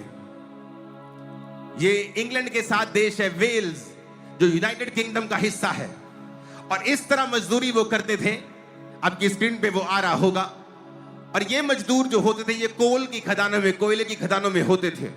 इनके घर में बच्चा पैदा होता है, उसका नाम इवान रॉबर्ट्स रखते हैं और उसको सिखाते हैं कि बेटा डिसिप्लिन्ड लाइफ जीनी है, प्रार्थना वाली जिंदगी जीनी है। और रोज बाइबल वर्स को वो याद करता था। जब वो 11 साल का था उसके पिता का बहुत बड़ा एक्सीडेंट होता है और उनको टांग पर चोट लग जाती है कोल माइन के अंदर। तो उस बच्चे को अपनी फैमिली की हेल्प करने के लिए सारे कुछ छोड़कर काम पे लगना पड़ता है। जब वो 11 साल का था, जब वो 11 साल का था वो काम पे चला जाता है और डोर बॉय बन जाता है। जो दरवाजे पे छोटू, आप बोलते ना छोटू वो चाय ले आ, ए छोटू ये कपड़ा दे आ, ए छोटू कपड़ा मार गाड़ी पे, वो वाला छोटू बन जाता है। और उसके बाद वो अपनी फैमिली की हेल्प करने लगता है। जब वो 13 साल का था और उसे स्पिरिचुअल चीजों में इंटरेस्ट होने लगा, क्योंकि वचन कहता है कि जब तू अपने बच्चों को छोटे होते ही मेरी लाइन पे चलाएगा, जब वो बड़े हो जाएंगे तो उससे पीछे नहीं हटेंगे। जब वो 13 साल का था उसे परमेश्वर की आत्मा में इंटरेस्ट आने लगा और वो जब चर्च गया तो एक दिन पास्टर ने कहा हर संडे चर्च आया करो, क्या पता जिस दिन तुम नहीं आए उस दिन पवित्र आत्मा ने अगर चर्च विजिट किया हो, तो उस दिन पवित्र आत्मा उतर आया और तुम चर्च में ना हुए तो क्या होगा। ये बात उसके दिल को छू गई। जब ये बात उसके दिल को छुई तो उसने कहा अब मैं हर संडे चर्च आऊंगा। कोल माइन से काम करके थका हारा वो चर्च में जाता था, चाहे वो जितना भी एग्जॉस्टेड होता था, शरीर में थका हुआ होता था, लेकिन वो चर्च में जाता था। जब वो 20 साल का हुआ, जिस कोल माइन में वो काम करता था, वहां पे एक बड़ा एक्सप्लोजन हुआ, एक बड़ा धमाका हुआ और उसकी जिंदगी बड़ी मिरेकलसली बच गई। इस चीज ने उसे बड़ा छुआ कि देखो मैं मर सकता था यहां पे आसानी के साथ, लेकिन परमेश्वर ने मुझे बचाया क्योंकि मैं प्रभु के साथ जुड़ा हुआ हूं। उसका विश्वास परमेश्वर में और बढ़ता गया। 24 साल की उम्र में उसको इच्छा हुई कि मैं परमेश्वर के कामों को करूंगा और उसने जॉब को छोड़ के लोहार का काम करने लगा अपने अंकल के साथ। जब वो 25 साल का हुआ उसके अंदर परमेश्वर के विजन आने लगे कि तू वेल्स कंट्री जिसकी पॉपुलेशन उस समय कोई 20 लाख के करीब थी, और उसे दर्शन आने लगे कि 1 लाख लोग उसके सामने लिखा हुआ नंबर आता था कि तू इतने लोगों को वहां पे बचाएगा। लेकिन वो जब माइन को काम को छोड़कर लोहार का काम करता था और प्रार्थना में बढ़ रहा था तो उसको लगातार फिर दर्शन आने लगे। 26 साल की उम्र में वो बाइबल कॉलेज चला गया और परमेश्वर ने बाइबल कॉलेज में उससे बात की कि जा और अपने एरिया के यूथ के लोगों को इकट्ठा कर। वो आया वापस और यूथ के लोगों को इकट्ठा करके वो प्रार्थना करने लगा और सिर्फ 16 लोग उसके पास आए, 16 यूथ उसके पास आया, क्योंकि ये इवान रॉबर्ट्स प्रार्थना वाला व्यक्ति था। जब ये 13 साल का था परमेश्वर ने इसको बोझ दिया कि तू रोज प्रार्थना करेगा, और ये रोज रात को 1 बजे प्रार्थना शुरू करता था सुबह के 5 बजे तक, और रोज 4 घंटे ये रोज प्रेयर करता था, 4 घंटे। और 13 साल लगातार इसने प्रार्थना की और एक ही दर्शन, परमेश्वर तू रिवाइवल को लेके आ, लोग तेरे नाम को समझे, लोग तेरे नाम को जाने। और लगातार 13 साल 4 घंटे रात को ये रोज रोज रोज प्रार्थना करता था। 26 साल की उम्र में परमेश्वर ने इसको बुलाहट दी, जा और अब प्रचार शुरू कर और अपने एरिया के लोगों को बचा और यूथ में जाके मेरा प्रचार कर। पहली मीटिंग में 16 यूथ आता है और ये यूथ को प्रचार करने लगता है। एक कोल माइन में काम करने वाला, एक खदान का मजदूर बात करने लगता है परमेश्वर की आत्मा के द्वारा लोगों से। और ये उसके पास कोई बहुत फैंसी सरमन्स नहीं थे, उसके पास कोई बहुत बाइबल की बड़ी डीप थ्योरी उसके पास नहीं थी, सिर्फ वो पवित्र आत्मा का भेजा हुआ जन था। और दूसरा वो एक प्रार्थना करने वाला व्यक्ति था, रातों रात घुटनों पर रहकर वो एक प्रार्थना करने वाला व्यक्ति था। क्योंकि उसकी माता पिता ने उसकी जो परवरिश की थी वो बड़ी स्ट्रिक्ट क्रिश्चियन फैमिली थी, जो संडे को चर्च जाना भूलते नहीं थे, चाहे वो कितने भी गरीब थे। कोल माइन में काम करते करते उसके पिता को इंजरी हो गई, उसका बेटा काम पे लगाना पड़ा जब वो 11 साल का था, लेकिन चर्च जाना फिर भी वो भूलते नहीं थे। परमेश्वर के साथ जुड़े हुए व्यक्ति और प्रार्थना करने वाले व्यक्ति।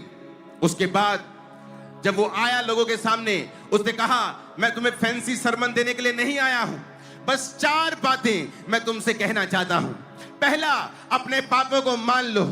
जितने भी पाप तुम्हारी जिंदगी में हैं, उनका अंगीकार करके तुम परमेश्वर के साथ जुड़ जाओ, ताकि परमेश्वर के सामने से तुम्हारे लिए विश्रांति से भरे हुए और शांति से भरे हुए दिन आए। कहता दूसरा, हर उस हैबिट को छोड़ दो जो डाउटफुल है, जो तुम्हें लगता है कि परमेश्वर की आज्ञा से तुम्हें दूर कर रही है। चाहे वो शराब का पीना हो, चाहे वो व्यभिचार हो, चाहे वो गलत संगति हो, चाहे बॉयफ्रेंड गर्लफ्रेंड के चक्कर हो, उन सब कामों को कहता छोड़ दो। कहता तीसरा, कहता उसी वक्त पवित्र आत्मा की बात को सुनो जब वो तुमसे बात करता है, उसी वक्त उसको डिले नहीं करना। अगर तुम खाना खा रहे हो और अपने दोस्तों से बात कर रहे हो और पवित्र आत्मा तुमसे कहे बेटा जाकर प्रार्थना कर, तो उसी समय चले जाना है, परवाह नहीं करनी तेरे दोस्त क्या कहेंगे। अगर तेरे घर में चाहे कोई तेरे रिश्तेदार की शादी हो संडे के दिन, लेकिन पवित्र आत्मा तो कहे नो, तुझे सिर्फ संडे चर्च अटेंड करना है। कहता पवित्र आत्मा की बात को उसी वक्त सुनना है। अगर पवित्र आत्मा किसी से तुम्हें माफी मांगने के लिए कहता है, उसी वक्त मांगना है। कुछ कन्फेस करने को कहता है, उसी वक्त करना है। पवित्र आत्मा की गाइडेंस के अनुसार चलना है और बिल्कुल भी देरी नहीं करनी है। वो कोई पाप छोड़ने के लिए कहता है, कोई गलत आदत छोड़ने के लिए कहता है, अपने माँ बाप को सॉरी बोलने के लिए कहता है, किसी को सॉरी बोलने के लिए कहता है, अपने पास्टर से बात कर, इस बात में वो बोलता है, कहता है उस बात में देरी मत करना। चौथा पॉइंट उसने कहा कि पब्लिकली क्राइस्ट को कन्फेस करना। उसने कहा तुम जब यीशु मसीह को मानते हो तो पब्लिकली इस बात के बारे में बताना, इस विश्वास को सीक्रेट में मत रखना। 4 पॉइंट्स का सिंपल मैसेज उसने दिया और परमेश्वर ने उसकी जिंदगी में काम करना शुरू किया। जब 4 पॉइंट्स का मैसेज लोगों ने सुना, यूथ ने सुना, क्योंकि एक देश में अगर 5% लोग भी हाई लेवल के नशेड़ी हो तो पूरा देश ही नशेड़ी गिना जाता है। एक स्टेट में जब 5% ही लोग नशा करने वाले हो, पूरे स्टेट का नाम बदनाम होता है कि ये तो स्टेट ही नशेड़ियों का है जी। उस देश में परमेश्वर ने उसे एक आंकड़ा दिया, 1 लाख लोग, सिर्फ 20 लाख लोगों के 1 लाख, 20 लाख से हल्का सा कम थे वो। तो इसका मतलब 5% लोग थे वहां पे जहां जो बहुत ही पाप में थे और अत्यधिक अंधेरे में थे।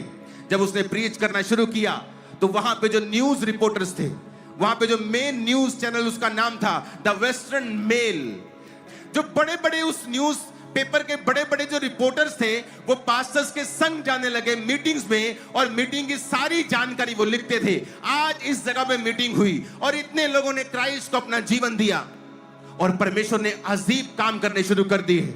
बेदारी पूरे एरिया में हिट कर गई, यूथ परमेश्वर का काम करने लगा, वो वर्शिप करने लगे, वर्शिप में रोते थे, चिल्लाते थे, परमेश्वर की स्तुति करते थे, आराधना करते थे। कोई उनको मैड मैन बोलता था, कोई पागल आदमी बोलता था, कोई बोलता था ये दिमाग इनका खराब हो गया है। लेकिन उस एरिया में इतना काम हुआ कि उस एरिया के सारे बार्स, सारे पब बैंकरप्ट हो गए, क्योंकि वो सारे लोगों ने शराब पीना बंद कर दिया और पब्स में जाना बंद कर दिया। उन पब्स ने, जिन न्यूज़पेपर्स की मैं बात कर रहा हूं, वो क्रिश्चियन न्यूज़पेपर्स नहीं थे, वो वहां के सेकुलर न्यूज़पेपर थे। इसका मतलब वो सब धर्मों को मानने वाला न्यूज़पेपर था। इसका मतलब ये नहीं कि वो क्रिश्चियन न्यूज दे रहा है तो शायद वो क्रिश्चियन होगा, एक्साइटेड हो गया होगा कि मेरे धर्म का काम हो रहा है, लेकिन ऐसा नहीं था। वो एक सेकुलर न्यूज़पेपर था और वो लगातार छाप रहा था कि रिवाइवल हिट कर चुका है वेल्स को। वेल्श रिवाइवल 1904 और 5, 1904 और 5 का वेल्श रिवाइवल वो लिखा हुआ न्यूज़पेपर के ऊपर आता था। आज इतने लोगों ने तौबा की, आज इतने लोगों ने क्राइस्ट को अपना जीवन दिया, शराब पीनी बंद कर दी लोगों ने। पब्स ने रिटन डॉक्यूमेंट लिखा, पब्स और बार के मालिकों ने अपने लेटर हेड्स के ऊपर लिखा और कंप्लेंट की कि जब से इस व्यक्ति ने इस शहर में प्रचार करना शुरू किया है, हमारे पब्स बंद हो गए हैं, हम बैंकरप्ट हो गए हैं, क्योंकि जो लोग शराब पीने के लिए हमारे पास आते थे वो सारे चर्च जाने लगे हैं। एक बड़ा रिवाइवल वहां पे आया। एक सामर्थी रिवाइवल जो पहले कभी उस हिस्ट्री में नहीं देखा गया था, वो आया। क्यों? क्योंकि एक व्यक्ति ने फैसला किया कि मैं वहां पे प्रार्थना करूंगा। उस व्यक्ति ने फैसला किया कि मैं प्रेयर करूंगा अपने देश के लिए, अपनी स्टेट के लिए मैं प्रार्थना करूंगा। आज आप दुखी हो जाते हैं जब आपका पति नशा नहीं छोड़ता। क्या आपने प्रार्थना की? क्या आप रोज 6 घंटे परमेश्वर की हुजूरी में बैठते हैं? 2008 में 3 लोगों से खामरा चर्च शुरुआत हुई थी, लेकिन उस 3 लोगों की शुरुआत होने से पहले मैं रोज 6 से 8 घंटे रोज प्रार्थना करता था। इसलिए नहीं कि मैं बड़ा धर्मी था, इसलिए कि मुझे हीलिंग चाहिए थी। और उस हीलिंग को परमेश्वर ने बहाना बनाकर रोज मुझे अपनी हजूरी में बैठा देना। रोज 6-6 घंटे, 8-8 घंटे रोज मैंने परमेश्वर की प्रेजेंस में बैठना। जब आपको हीलिंग चाहिए होती है, आप 2 मिनट मांगते हैं, 5 मिनट मांग लेंगे, 10 मिनट मांग लेंगे, उसके बाद क्या मांगेंगे बार बार? उसके बाद मैं फिर बैठता था परमेश्वर की प्रेजेंस में, सॉन्ग्स को, खुदावंद के गानों को, वर्शिप सॉन्ग्स को सुनता था और ऐसे प्रार्थना करता था। जब मेरा यूथ जो फ्रेंड होते थे, जब संडे आता था, उनको एक्साइटमेंट होती थी, वाओ आज हम वाटर पार्क जा रहे हैं, आज हम घूमने जा रहे हैं, आज हम पहाड़ों पे जा रहे हैं। और मेरे दिल में एक्साइटमेंट होती थी, वाओ आज मुझे अपनी दुकान से छुट्टी है, क्योंकि मैं बिजनेस करता था। आज चर्च को मुझे सुबह जाकर मेरी पूरी शाम मेरे पास फ्री है। मेरे पास एक्साइटमेंट होती थी कि आज मैं फुल नाइट प्रेयर कर सकता हूं, आज फुल शाम मैं प्रार्थना कर सकता हूं। उन 3 लोगों से शुरू हुई चर्च को परमेश्वर ने इस इंडिया की सबसे बड़ी बिगेस्ट चर्च कितने सालों में बनाया, आप उसके गवाह हैं। कितना यूथ इस चर्च ने बदला, आप उसके गवाह हैं। कितने हजारों लाखों डॉक्यूमेंटेड लोगों ने खामरा में नशा छोड़ा है, आप लोग उसके गवाह हैं। क्योंकि मेरा परमेश्वर सब कुछ कर सकता है अगर कोई व्यक्ति इस बात पे बिलीव करे कि वो आज भी प्रार्थना करने वालों को उत्तर देता है। आप दुखी हैं क्योंकि आपका हस्बैंड दारू पीता है, आप दुखी हैं क्योंकि आपकी बेटी बिगड़ी हुई है, आप दुखी हैं क्योंकि आपका बिजनेस नहीं चलता है, आप दुखी हैं क्योंकि आपको डिप्रेशन है। तो कितने घंटे आपने प्रार्थना की है रोज? दुखी होने से आप ठीक नहीं हो जाएंगे, दुखी होने से आप आजाद नहीं होंगे। जब तक आप दुहाई नहीं देंगे परमेश्वर के नाम की, जब तक आप फैसला नहीं करेंगे आज से मैं रोज घुटनों पर जाके परमेश्वर के सामने बैठूंगा, क्योंकि उसका वचन कहता है, मेरे प्रिय भाइयों दृढ़ रहो, हियाव बांधो, क्योंकि तुम जानते हो मसीह में की गई मेहनत कभी व्यर्थ नहीं जाती। कितनी मेहनत की आपने अपने देश के लिए। आज पास्टर्स जो इस दुनिया के सबसे लोनली लोग होते हैं, सबसे ज्यादा स्ट्रेस्ड कोई काम है तो वो पास्टर्स का होता है, और उनको प्रार्थना करने की जरूरत होती है। वो फैंसी सरमन से लोगों को बचा नहीं पाएंगे, वो फैंसी सरमन्स देके लोगों के हृदय को परिवर्तित नहीं कर पाएंगे। उनको घुटनों के ऊपर सरमन्स को पैदा करना होगा, उन्हें घुटनों में आना होगा, हाथों को उठाना होगा, रात रात परमेश्वर की दुहाई को देना होगा। रातें लोगों के सोने के लिए हैं, क्रिश्चियन लोगों के बनने के लिए हैं, हमारे सोने के लिए रातें नहीं होती हैं। मैं अपने पिछले मसीह जीवन के 21-22 साल में चंद रातों को जानता हूं जब मैं फुल नाइट सोया हूंगा। मुझे याद नहीं, अब मैं याद कर रहा हूं, मुझे याद नहीं मैं किस रात को फुल नाइट सोया था। आपको एक प्राइस पे करना होता है, एक मूल्य अदा करना होता है, क्योंकि परमेश्वर सुनने के लिए तैयार है। अगर आप बच्चों को आप छुटकारा देने के लिए तैयार हैं, तो परमेश्वर आपको छुटकारा देने के लिए तैयार है। लेकिन कहां है आपकी प्रार्थना? कहां है आपका विश्वास? क्या आप गरीब होकर भी चर्च जाते हैं? गरीब होकर, दुखी होकर, एग्जॉस्टेड, थके हारे होकर भी क्या आप चर्च में हैं? आज थोड़ी सी बारिश हुई और आपसे बारिश नहीं संभली, लेकिन आपसे तो संभली, आप यहां हैं, लोगों से नहीं संभलती है। मेरी बात को ध्यान से समझना, आज से लाइफ चेंज हो जाएगी।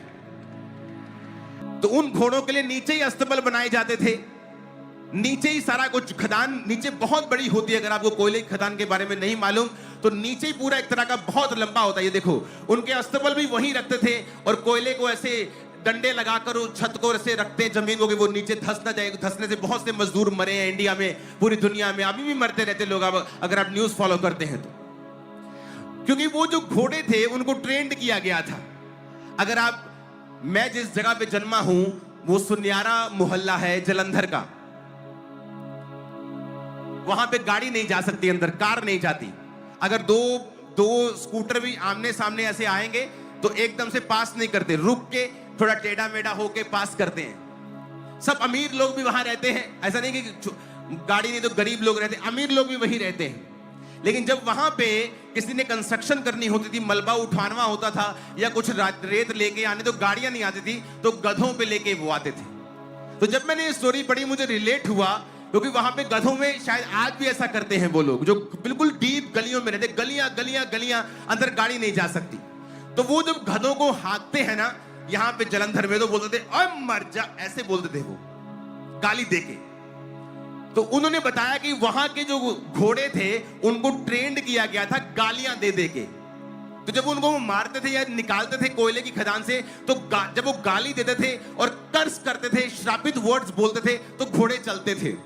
लेकिन जब वो मसीह में आ गए, उन्होंने कर्स करना बंद कर दिया। और जब कर्स करना और गाली देना बंद कर दिया, जब वो घोड़ों को बोलते थे कि चलने के लिए, घोड़े चलते नहीं थे क्योंकि उनकी ट्रेनिंग नहीं हुई थी। वो गाली को ही समझते थे, वो गाली नहीं देते थे तो घोड़े रुकते थे। उनको टाइम लगा घोड़ों को दोबारा ट्रेंड करने के लिए कि वो बिना गाली के चले, और तब तक कोयले की प्रोडक्शन उस देश में बहुत लो हो गई थी। इमेजिन करो, एक व्यक्ति जब वो 13 साल का था, वो व्यक्ति जो चर्च जाता था, वो व्यक्ति जो चर्च को छोड़ता नहीं था, कोयले की मान से थका हुआ भी चर्च जाता था, कोयले की मान से थका हुआ भी कंप्लेंट नहीं करता, प्रभु को इस गरीब घर में पैदा कर दिया। एक तो है ये गरीब, ऊते से ये करो, बाइबल वर्स रेडी करो, ये बाइबल वर्स याद करो, ये करो वो करो। मुझे कोई अमीर घर पैदा करता है, शाम को मैं भी वाइन का गिलास पी रहा होता, मैं भी गाड़ी में घूम रहा होता, मैं भी कहीं इंग्लैंड की रानी के घर में पैदा होता। उसने ऐसा कुछ नहीं कहा। परमेश्वर के घर में जाता था कि कहीं आज अगर पवित्र आत्मा उतर आया और मैं वहां पे ना हुआ तो मुश्किल हो जाएगी। रोज हर संडे चर्च जाना, जहां मीटिंग होनी वहां जाना। एक 13 साल का व्यक्ति, और 10 साल तक वो अपने माता पिता के बिल्कुल डिसिप्लिन में रह के रोज रात को बाइबल वर्स को याद करके वो प्रार्थना किया करता था। एक प्रार्थना वाला व्यक्ति, उसे परमेश्वर दर्शन देता है कि अब बस कर और जाके मेरा प्रचार कर। लेकिन 13 साल रोज रात की प्रार्थना, आज लोगों को दिखा, न्यूज़पेपर्स ने देखा, लोगों ने देखा, सब कुछ हुआ, लेकिन लोगों ने ये नहीं देखा कि ये हुआ कैसे। आज पास्टर्स दुखी हो जाते हैं जब बेदारी नहीं देखते, जब चंगाई नहीं देखते, हीलिंग्स नहीं देखते। वो देखते अच्छा ये मिनिस्ट्री कैसे बढ़ रही है। कोई मिनिस्ट्री फैंसी सरमन्स दे के नहीं बढ़ सकती है, अच्छी बातें सिखाकर कोई मिनिस्ट्री बेदारी को नहीं लेके आ सकती है। जब तक वो मिनिस्ट्री का सरमन आपके घुटनों के द्वारा आपके घुटने छील कर खुदा के सामने घंटों बैठकर जब तक ना जन्मा हो, जब तक वो सरमन ऐसा ना हो, लोगों के हृदय को चेंज नहीं कर सकता है। आज आप में से बहुत सारी यूथ है, मैं जानता हूं प्रोफेटिकली खुदावंद आपसे प्रार्थना करने के लिए कहेगा, और आप इस एरिया और इस पंजाब और इस इंडिया की बड़ी बेदारी का कारण होंगे इन जीसस नेम। मुझे आमीन साथ चाहिए, और ऊंचे चाहिए, और बड़े चाहिए, और चिल्लाने वाले चाहिए। हालेलुया, आमीन, ऊंची आवाज में। तो जब एक दिन ऐसा हुआ कि कोई क्रिमिनल केस नहीं आया, पुलिस आई, जज को उन्होंने वो पहनाया, वाइट वाला ग्लव्स पहनाया, जज ने अनाउंस किया कि ये डिस्ट्रिक्ट क्राइम फ्री है। तो थोड़े थोड़े दिनों में फिर ऐसा होने लगा। एक समय आया जब क्रिमिनल केस आने बंद हो गए, वहां की कोर्ट्स को बंद करना पड़ा, पुलिस थानों को बंद करना पड़ा, पुलिस वाले क्वायर में शामिल हो गए। एक व्यक्ति जिसने परमेश्वर के हुक्मों को समझा, लाखों को चेंज कर दिया। आज मैं आपको एक बड़े लाखों की भीड़ के रूप में नहीं देख रहा हूं, मैं किसी एक से बात कर रहा हूं जो फ्यूचर में लाखों और करोड़ों को बचाने वाला है आप लोगों। मैं किसी एक से बात कर रहा हूं जिसके द्वारा उसका घराना बचाया जाएगा इसी साल और अगले साल।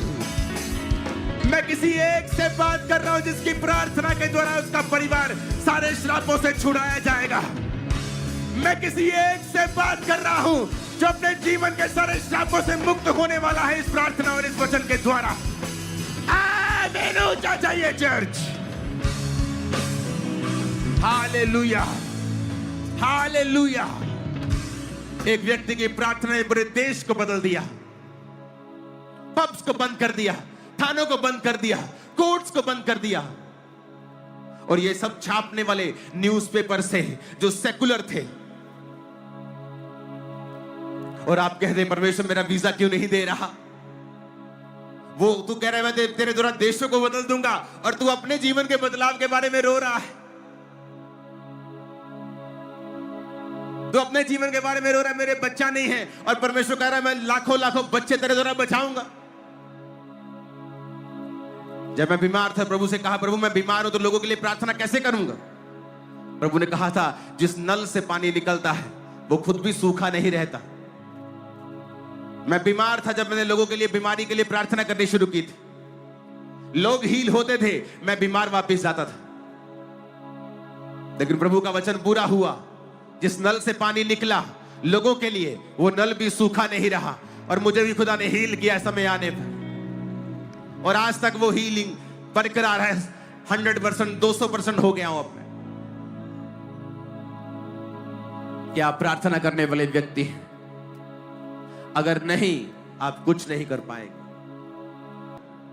लास्ट प्रिजन बचता है, उसे भी एक दिन ऑफिशियली क्लोज करके उसे कम्युनिटी हॉल में बदल दिया जाता है। वहां की सॉइल पे परमेश्वर इतनी कृपा करता है कि वहां की सब्जियां दुनिया की सबसे बड़ी सब्जियों में आज एक कहलाती है। अगर आप वहां की सब्जियां देखेंगे, वो देखो लोगों ने हाथ में पकड़ी है, वो असली गाजर है, एआई पिक्चर्स नहीं है, आप देख लेना वहां पे, आप इसको सर्च करना। वो देखो हाथ के, पूरे हाथ के बराबर गाजर, और वहां पैदारी शुरू होती है। उसके बाद उसको वो छोटे से आइलैंड पे इतनी सब्जी रोज आती है कि वो मिलियंस ऑफ डॉलर्स में रेवेन्यू करना शुरू होते हैं, और पूरा पॉवर्टी का और गरीबी का साइकिल परमेश्वर 20 सालों के अंदर उस पैदारी में तोड़ के रख देते हैं। कारण एक पास्टर डिसाइड करता है, आओ फास्टिंग करते हैं और प्रेयर करते हैं। आज का क्रिश्चियन कहां है? वो टीवी के सामने बैठा है, वो नेटफ्लिक्स के सामने बैठा है, वो शादियों में मगरूर है, बिजी है, काम धंधे में लगा हुआ है। लेकिन ये चीजें आपको छुड़ा नहीं सकती। उसे छुटकारा चाहिए, लेकिन वो जानता नहीं छुटकारा होगा कैसे। अगर रोने से छुटकारा हो जाता तो दुनिया को कोई भी आदमी मरता ना। अपने जवान हस्बैंड को मरता देके फिर वो औरतें रोती और उसको बचा लेती, लेकिन ऐसा होता नहीं है। अगर एक अंधी औरत की प्रार्थना से पूरा आइलैंड, पूरा वो एरिया बदल सकता है। वहां के जेल्स बंद हो सकती हैं, एक जेल को बंद करके कम्युनिटी हॉल में बदल दिया जा सकता है। तो आप क्या प्रार्थना नहीं कर सकते? एक दूसरे को छीलना, एक दूसरे के ऊपर तोहमतें लगानी, एक दूसरे को नीचा करना, कहां गया हमारा प्रेम कि होली स्पिरिट की बात को सुनना है, तौबा करनी है, पापों को खत्म कर देना है, गंदी आदतों को खत्म कर देना है, होली स्पिरिट को सुनना है, पब्लिकली क्राइस्ट को कन्फेस करना है। 4 पॉइंट्स ने पूरा देश बदल दिया। क्या नहीं कर सकता खुदा? क्या नहीं कर सकता? जब आपकी लाइफ में आपको लगेगा कि अब एक भी रात में निकाल नहीं सकता हूं, अगली सुबह आपकी जिंदगी की सबसे खूबसूरत सुबह होगी। जब आपको लगेगा कि नहीं ये हल नहीं हो सकता, medically it is impossible, naturally ये इम्पॉसिबल है, एक दिन आएगा जब आप बड़ा मिरेकल देखेंगे। अगर आप खुदा के साथ लगे रहेंगे, खुदा के साथ जुड़े रहेंगे, जो राइट है वो करेंगे। कब राइट करेंगे? जब सब कुछ अच्छा चल रहा है, तब तो हर बंदा राइट कर सकता है। एक लेवी घराने का पुरुष एक लेवी घराने की औरत के साथ तब शादी करता है जब वो मोस्ट डिप्रेस्ड टाइम था, इजरायली हिस्ट्री का द मोस्ट डिप्रेस्ड टाइम, जब राजा उनको बिल्कुल दुखी कर रहा था, तब मूसा पैदा होता है। आप अच्छा करें तब, जब सब कुछ अच्छा चल रहा है, वो तो सब कर सकते हैं, लेकिन जब आपकी लाइफ का डिप्रेस्ड टाइम है, क्या तब भी आप राइट थिंग करने के लिए तैयार हैं? जब आपकी लाइफ में मुसीबतें हैं और तब भी आप सही चीज करने के लिए तैयार हैं, तो याद रखना आपके छुटकारे की शुरुआत हो चुकी है। वो गरीबी से छुटकारा, शर्मिंदगी से, श्रापों से, ट्रबल से। डैनियल की लाइफ में बड़ा बंधन कि उसको पकड़ के लेके जाते हैं, अब तू हमारे राजा के अधीन रह के उसके दरबार में आया करेगा। इतने डिप्रेस टाइम में भी कहता मैं वही खाऊंगा जो बाइबल कहती है, जो बाइबल नहीं कहती मैं वो नहीं खाऊंगा, चाहे मुझे मरना पड़े। और हम कहते हैं आज मैं दुखी था, आज मुझे मेरा वीजा फिर से 7वीं बार रिजेक्ट हो गया, मैं शराब पी के आया हूं घर, और मैंने अपनी गर्लफ्रेंड से बात भी की है, क्योंकि आज मैं दुखी था। आज मैं दुखी थी। मैंने 7 घंटे टीवी देखा है। मैंने प्रेयर भी नहीं की 3 दिन से। क्यों? क्योंकि मैं दुखी थी। आप जब दुख में सही चीज नहीं करते हैं, वो दुख लंबा चलता है, पीढ़ी दर पीढ़ी फिर आगे चलता है। क्योंकि परमेश्वर आपको छुटकारा तभी देता है जब आप वचन पूरा करते हैं। उसने कहा, मैं यीशु नाम से कोई दुनिया में बड़ी चीज नहीं कहता, यीशु नाम से भी एक चीज बड़ी है, वो है मेरा वचन। और वचन में लिखा है, तू मुझे पुकार तो मैं तुझे उत्तर दूंगा, बिना पुकारे नहीं दूंगा। तू मेहनत करेगा, मैं सफल करूंगा। तो दुहाई देगा, मैं उत्तर दूंगा। और आज लोग आधे घंटे की प्रार्थना को दुहाई समझ बैठे हैं।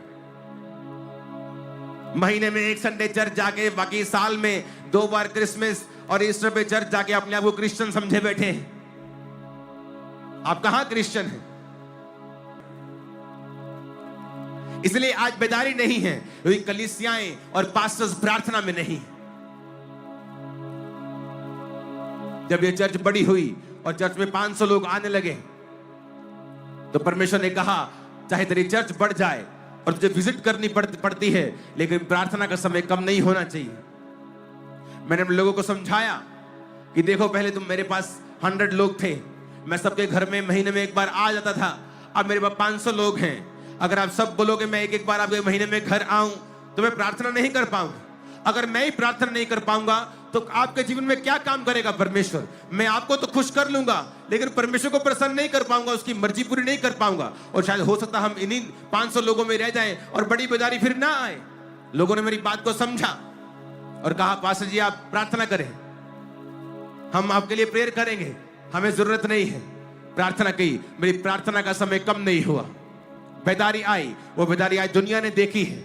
आज हम वर्ल्ड के लिए एक एग्जाम्पल है कि 40 डिग्री हो या -1 हो या बारिश हो, ये कैसी चर्च जो लाखों में बैठी रहती है बिना रुके थके, बारिश आंधी तूफान कोई मतलब नहीं। जो कलीसिया घुटनों से जन्मेगी, प्रार्थना से जन्मेगी, वचन से जन्मेगी। और वो वचन जो आपने परमेश्वर की हजूरी में लिया है, जो आपने प्रीच करने के लिए नहीं पढ़ा, जो आपने रियल में खुदा की आत्मा से लिया है, वो लोगों के हृदय को परिवर्तित करता है। जाओ और यूथ ग्रुप्स बनाओ, व्यभिचार के लिए नहीं, लड़के लड़कों के साथ, लड़कियों लड़कियों के साथ, और करो प्रार्थना रातों रात। चर्चिस नाइट प्रेयर्स को रखें अपनी चर्चिस के अंदर, फास्टिंग प्रार्थना को रखें 10-10 दिन, 7-7 दिन करें प्रार्थना परमेश्वर के सामने, रखें अपना जीवन पवित्र परमेश्वर के सामने, फिर देखें क्या नहीं होता है। 8 साल के अंदर, 2008 से लेके 2014 तक 6 साल के अंदर मैंने 8 जगहें बदली हैं चर्च की, क्योंकि जिस जगह को मैं लेता था वो लोगों से भर जाती थी। फिर मैं बड़ी जगह, डबल जगह लेता था, बोलता अब मैं यहां पे सुखी रहूंगा। 1 साल में वो भरती थी। उससे डबल जगह, अब यहां ठीक रहेगा, 1 साल में भरती थी। 6 साल के अंदर मैंने 8 जगहें चेंज की हैं। जिस जगह फिर मैं आया वहां पे 50-100 एकड़ जगह मौजूद थी। मुझे मालूम था अगर मैं 5 एकड़ में भरूंगा, मुझे अगली जगह जाने की जरूरत नहीं, परमेश्वर 10 एकड़ और दे देगा। और वहां पे वो 70-80 एकड़ में चर्च लगता है, जो 10 बाय 10 के कमरे से शुरू हुआ था।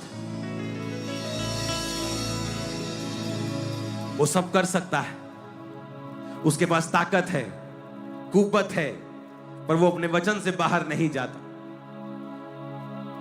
वो कहता तू प्रार्थना कर, मैं तेरी सुन के बड़ी कठिन कठिन बातें तुझे समझाऊंगा जिन्हें तू अब नहीं समझता, अभी नहीं समझता।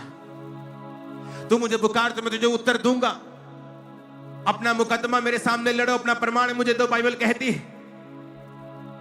लेकिन हमने ऐसा नहीं किया, हम बस रोते रहे, पास्टर्स को तंग करते रहे कि पास्टर्स हमारे लिए प्रार्थना करें। उसकी प्रार्थना तब काम करेगी जब तुम परमेश्वर के साथ सही तरह से जुड़े हुए होगे। अगर तुम्हारे कनेक्शन टूटे हुए हैं, पास्टर की प्रेयर तुम्हारे जीवन में काम नहीं आएगी। वो तुम्हें कुछ देर के लिए सुरक्षित रख लेगी कि तुम तौबा कर सको, तुम्हें कुछ देर के लिए पापों से मन फिराने के लिए प्रेरित करती रहेगी, लेकिन तुम्हारी जिंदगी में संपूर्ण छुटकारा तभी आएगा जब तुम परमेश्वर के साथ मेल मिलाप कर लोगे। अपने हाथों को उठाओ, कहो मैं तौबा करता हूं। मेरी बात को सुन लो, यूथ, अपनी जिंदगी की तबाही का कारण आप खुद ही होंगे अगर आप पाप में रहेंगे तो। कोई विश, कोई प्रेयर आपको बचा नहीं पाएगी अगर आप तौबा नहीं करेंगे। पाप को मना करना, वो व्यभिचार हो, सेक्स हो, नशा हो, एनीथिंग, अगर आप नहीं बोलेंगे ना, तो शैतान ठान चुका है आपको पटकने के लिए। अपने हाथों को उठा लो, पूरा चर्च, पूरा पठानकोट अपने हाथों को उठा के कहो परमेश्वर हम तौबा करते हैं। और अपने अपने गुनाहों को ऊंची आवाज में मानो कि पिता, इस गुनाह को हम नहीं करेंगे। अपने लहू से यीशु मसीह हमें धो और हमारे पापों से हमें आजाद कर।